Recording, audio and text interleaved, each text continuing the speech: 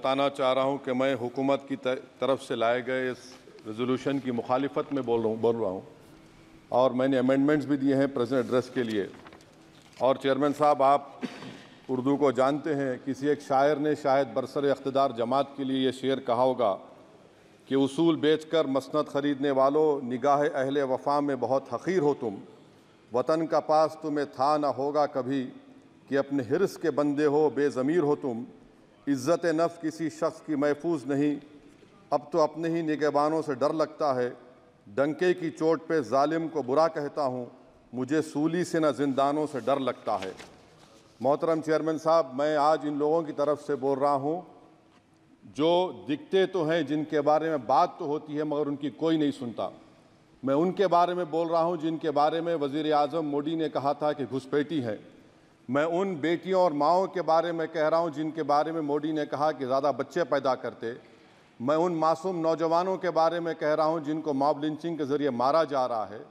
मैं उन बेज़ुबान माँ और बाप के बारे में बोल रहा हूँ जिनकी औलाद आज इस हुकूमत के गलत कानून के चक्कर में जेलों में सड़ रहे हैं।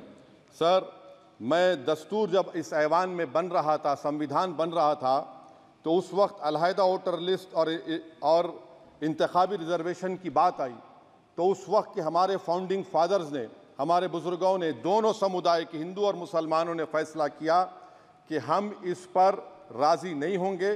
बल्कि उन्होंने क्या कहा था हमारे फाउंडिंग फादर्स ने, उन्होंने मुखालिफत की थी अलहदा वोटर लिस्ट की और इंतखाबी रिजर्वेशन की।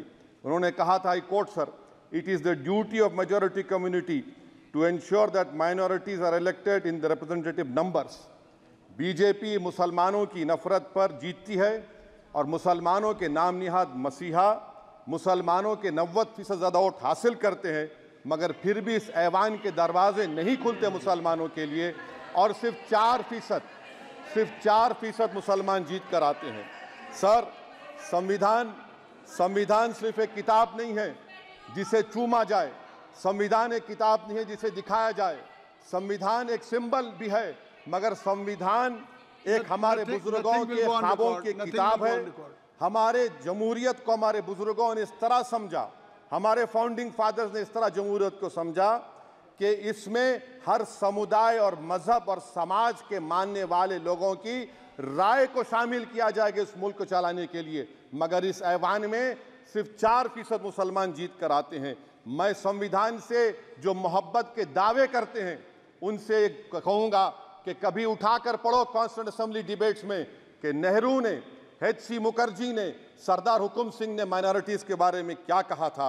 सर, वतन अजीज़ का मुस्तकबिल कैसा होगा जब बीजेपी मुझे गायब करना चाहती है और दीगर हिज़्ब इख्तिलाफ की पार्टियां के लिए मेरा वजूद सिर्फ वोट डालना और अपनी खबर में जाकर सो जाना है। इसीलिए आप देखते हैं कि समाजी इंसाफ है सर कि 4% मुसलमान जीत कर आते हैं। सर, इस ऐवान में ओबीसी समाज के एमपी अब अपर कास्ट के एमपी के बराबर हो चुके हैं। ओबीसी समाज के एमपी अब अपर कास्ट एमपी के बराबर हो चुके हैं और 14% मुसलमान सिर्फ 4% जीत कर आते हैं। CSDS का डेटा ये बताता है कि इस मुल्क में जो वोट बैंक है, जो एक मुश्त वोट डालता है, वो अपर कास्ट का है। मुसलमान का कभी ना वोट बैंक था ना कभी रहेगा। सर, 4 जून के बाद 6 मुसलमानों की मॉब लिंचिंग हुई, 11 घरों को मध्य प्रदेश में मोदी के बुलडोजर ने निस्तो नाबूद कर दिया। हिमाचल प्रदेश में एक मुसलमान की एक दुकान को लूट लिया गया और हिज़्ब इख्तिलाफ की पार्टियों की तरफ से सन्नाटा है।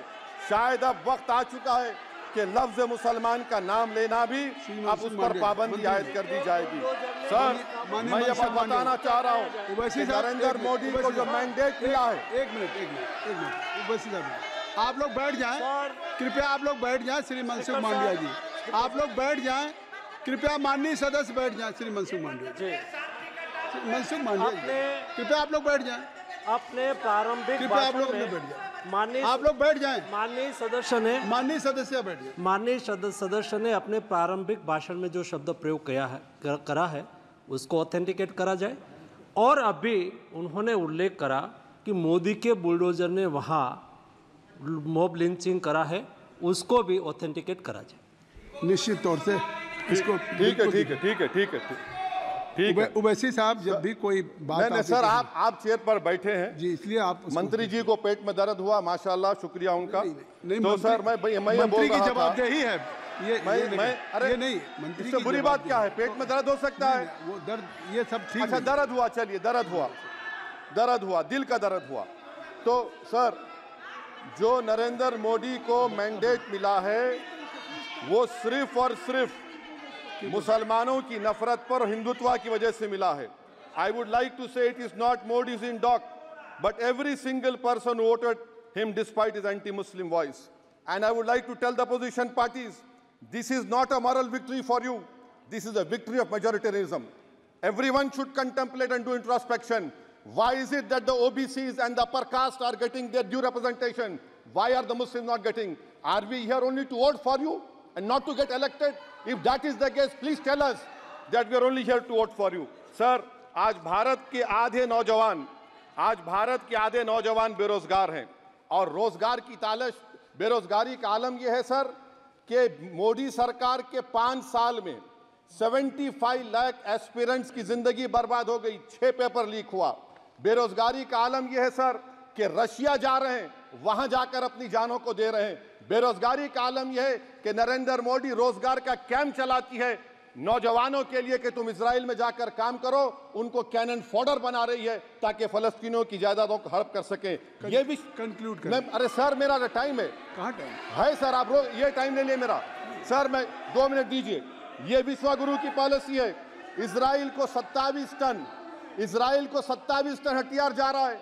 9 मिलियन भारत के लोग गल्फ में काम करते हैं, क्या असर पड़ेगा? 47,000 इजरायली फलस्तीनी मार चुके हैं। क्या है हमारी पॉलिसी सर? क्यों हथियार दे रहे हैं? सर नस्लकशी हो रही है। सदर जमहूरिया के खुतबे में राष्ट्रपति के सर, मैं उसी पे बोल रहा हूं सर, उसमें लिखा हुआ है फॉरेन पॉलिसी के ऊपर, आप पैराग्राफ नंबर 25 देख लीजिए। सदर जमहूरिया में सैचुरेशन अप्रोच है। क्यों नहीं मोदी सरकार माइनॉरिटीज को तीनों स्कॉलरशिप को डिमांड करती है सर, उसको आपने बजट कम कर दिया। सर बनारस का बुनकर 18 महीने से मंडी का शिकार है, सूरत और बेंगलुरु जा रहा है। सर आखिरी बात कंक्लूड कर रहा हूं, आखिरी बात सर, पनून केस में निखिल गुप्ता, मोदी ने कहा था कि हमने घर में घुसकर मारा, तो निखिल गुप्ता को किसने ऑर्डर दिया था पनून को मारने का? अगर नहीं दिया तो उसको बचाइए, और अगर दिया नहीं तो फिर उस पर पीएमएलए क्यों नहीं लगाते? और सर समाप्त करो। कमेटी बनाई आपने, उसका क्या हुआ? सर हम एससीओ को नहीं जा रहे। सर मैं आपको बता रहा हूं कि मैं अपनी इस तकरीर को टीपू सुल्तान की नजर, सुनिए सर, अब हो गया खत्म कर रहा हूं सर। मैं अपनी तकरीर को टीपू सुल्तान के नजर कर रहा हूं। ये टीपू सुल्तान की फोटो है, क्या आप इससे भी नफरत करेंगे? सर ये संविधान में टीपू सुल्तान की फोटो है जिस पर वल्लभ भाई पटेल ने साइन किया, श्यामा प्रसाद मुखर्जी ने साइन किया। ये आपकी नफरत है सर। आखिर में मैं अपनी बात को खत्म कर रहा हूं इस शेर पर कि क्या दिन दिखा रही है सियासत की धूप छांव, जो कल सपूत थे वो कपूतों में आ गए, थे इस कदर अजीम के पैरों में ताज थे, इतने हुए जलील के जूतों में आ गए। बहुत बहुत शुक्रिया सर।